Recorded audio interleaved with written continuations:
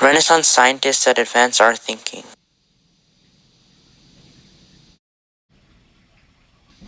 Introduction to the Renaissance. The Renaissance began in the middle late 14th century to the early 17th century. During the Renaissance, many new ideas in science and technology were created and done. Renaissance scientists that advanced our thinking. Galileo Galilei, astronomer, scientist. His telescope made us able to see other planets like Venus. He discovered that the moon was rough and uneven, which helped us learn more information about the moon. He discovered the first 4 moons on Jupiter, which helped us discover the other moons of Jupiter. Nicholas Copernicus, mathematician, astronomer, religious figure, scientist, scholar. Around 1514, Nicholas Copernicus published a written work, Commentarialis, Latin for small commentary.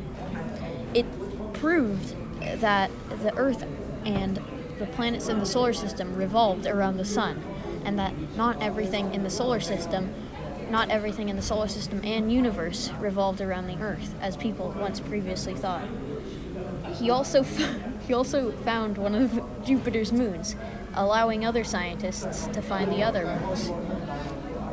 This affects us by showing that his heliocentric planetary system proved that all of the planets revolved around the sun, and his fixed points helped us advance our knowledge of the solar system. A quote from him is that, "To know that we know what we know, and to know that we do not know what we do not know, that is true knowledge." Leonardo da Vinci, writer, mathematician, inventor, and artist.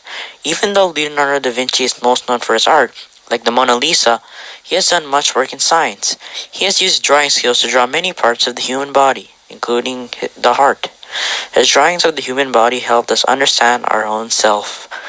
And he has also invented many things, like the early flying machine, parachutes, armored cars, Leonardo's crossbow, and a triple-barreled cannon. These inventions help lay the foundation to their more advanced and efficient counterparts.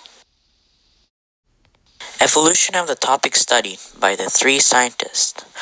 Leonardo da Vinci's studies of the human body helped many doctors advance their knowledge of the human body, and now surgeries and medical technologies are pretty advanced.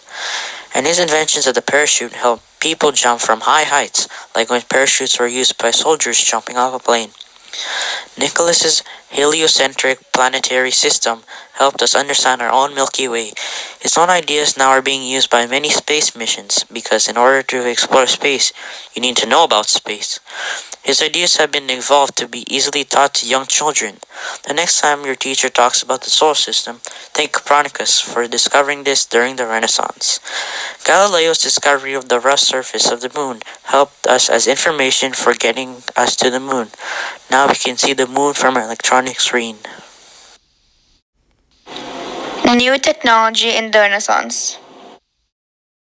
The first mechanical clock was created in 1283 by a clockmaker in Bedfordshire, England, known as the turret clock. Later on, in the 15th century, another clock was created, which is called the spring-driven clock. This was a smaller and much more portable clock, which is also very luxurious. In 1656, the pendulum clock was created by Christian Huygens, who was a Dutch scientist and inventor. How did these clocks work? The spring-driven clock worked by having a wound spring to provide power to the clock. The clock ran faster when the spring was tightly wound and ran slower when unwound. The pendulum clock, on the other hand, worked by having a pendulum, which is a weight that is hung from a fixed point to be able to swing back and forth in a time frame depending on its length. This clock was commonly used from when it was created to the 1930s. The invention of the printing press by the German goldsmith Johannes Gutenberg is widely regarded as the single most important event of the second millennium and is one of the defining moments of the Renaissance. The printing revolution, which it sparks throughout Europe, works as a modern agent of change in the transformation of medieval society. The mechanical device consists of a screw press modified for printing purposes, which can produce 3,600 pages per workday, allowing the mass production of printed books on a proto-industrial scale. By the start of the 16th century, printing presses are operating in over 200 cities in a dozen European countries, producing more than 20 million volumes. The parachute. The earliest known parachute design appears anonymously in a manuscript from the 1470s Renaissance Italy. A more advanced parachute was sketched out by the polymath, you guessed it, Leonardo da Vinci, which he scales in a more favorable proportion to the weight of the jumper. Leonardo's canopy was held open by a square window frame, altering the shape of the parachute from conical to pyramidal. How do these inventions help us today? The mechanical clock. Without the clock in our present day, we simply would not be able to tell time or maybe even know about time itself.